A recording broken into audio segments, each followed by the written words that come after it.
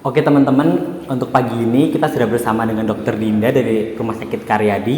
Mungkin saya akan bertanya nih dok, dari Yayasan Menteri Sehat Indonesia terkait dengan TBRO yang tadi sudah kita siaran bersama dengan Pak Joko dari pimpinan kami.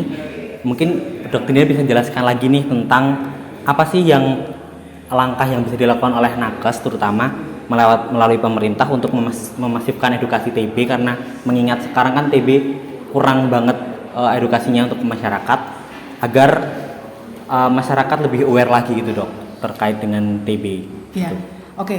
Berarti kalau awareness itu kita bicara tentang bagaimana kita bisa sosialisasi ya kepada masyarakat. Jadi umumnya selama ini kan kita edukasinya kan langsung ke forum ya atau lingkungan sekitar gitu ya, komunitas. Jadi sebetulnya edukasi itu juga kita bisa lewat sosial media gitu. Jadi misalnya dari rumah sakit A, B itu saling remind gitu bahwa ada loh yang namanya TBC. Ada juga TBC itu yang sensitif obat, ada yang resisten obat, dan itu memang harus dilakukan secara berkesinambungan. Jadi jangan cuma pas event ya. Kadang kan event gini terus kemudian ada edukasi gitu. Cuman kemudian pasien orang-orang kan lupa gitu beberapa saat kemudian.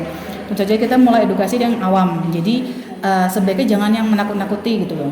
Kita harus optimis gitu ya bahwa TB bisa sembuh gitu. Apabila saudara memiliki gejala yang seperti ini, batuk darah, batuk lama, itu disampaikan. Jadi edukasi yang penting itu adalah optimistik.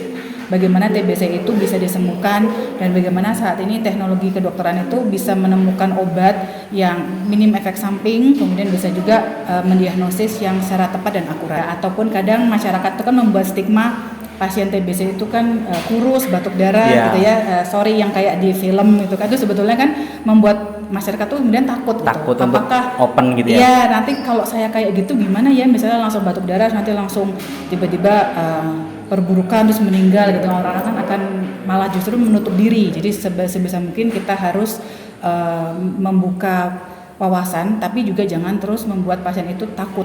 Berarti langkah pertama yang dilakukan oleh pemerintah mungkin mempositifkan ya dok ya, agar vibes dari edukasi TBC ini tidak melulu tentang takut orang-orang agar takut untuk open, akan tetapi lebih encourage buat lebih open gitu ya dok ya. Betul.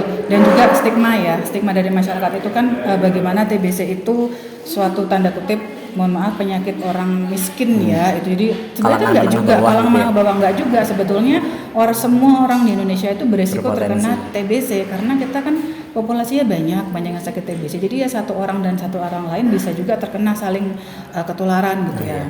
Lalu mungkin bisa dijelaskan lagi dok tadi terkait BIPAL ya. Bagaimana sih efektivitas dari pengobatan BIPAL ini? Apakah ada efek samping atau apa gitu dok? Jadi BIPAL itu kan sudah melalui beberapa uji klinis di beberapa negara, kemudian akan diangkat sebagai regimen standar internasional seluruh dunia gitu oleh WHO, juga sudah diangkat itu karena dia memang waktunya singkat.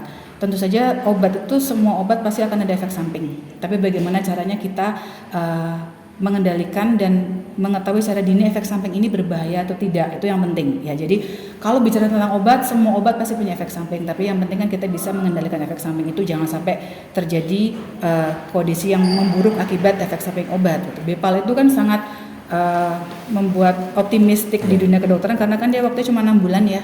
6 bulan dengan 3 macam obat, kadang bisa 4 gitu ya, dengan tambahan 1 regimen, tapi ya itu jauh lebih singkat dibandingkan dengan regimen yang sebelumnya. Itu kan sampai 1 tahun, 1,5, kadang sampai 2 tahun gitu. Jadi memang kita harus optimis lah BIPAL ini bisa meningkatkan kepatuhan dan optimis dari pasien RO untuk bisa sembuh dan sampai selesai pengobatan.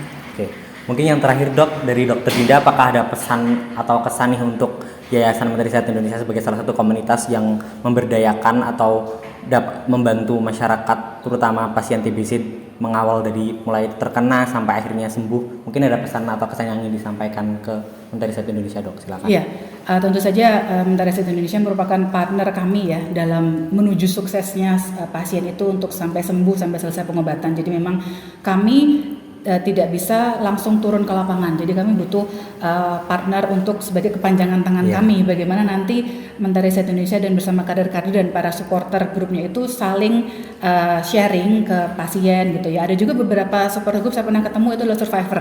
Itu kan suatu hal yang bikin pasien itu yang sedang menjalani pengobatan semangat. Jadi ada loh pasien yang sembuh dan kemudian jadi supporter bagi orang-orang yang sedang menjalani. Jadi memang kami sangat berterima kasih gitu ya, dan tentu saja diharapkan kerjasama ini bisa terus berkesinambungan antara kami para tenaga medis dengan para komunitas ya, terutama Mentari Sehat Indonesia. Jadi memang bersama-sama kita bisa mengeliminasi TB di tahun 2030. Ya, 2030.